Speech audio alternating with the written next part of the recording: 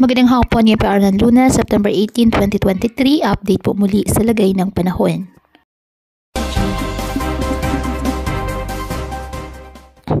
Intertropical Convergence Zone or ITCZ nakakaapekto ngayon sa Mindanao. At mga localized thunderstorms naman nagpapaulan sa ilang bahagi pa ng ating bansa.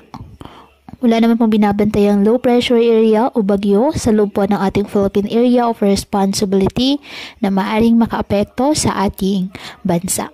Wala rin pong nakataas na gale warning sa namang baybayin ng ating karagatan, kung kaya malayang makapamalaot ang ating mga kababayang mangingisda at may maliliit na sasakyang pandagat. Ngayong araw, dahil po sa epekto ng Intertropical Convergence Zone or ITCZ, ang Mindanao ay makakaasa po ng mga maulap na kalangitan na may kalat-kalat na pag-ulan at thunderstorms. Habang sa nalalabing bahagi po ng ating bansa, kasama na ang Metro Manila, generally fair weather condition, ngunit may chance pa rin po ng mga kalat-kalat na pag-ulan na dulot po ng localized thunderstorms, lalo na po yan sa dakong hapon at gabi.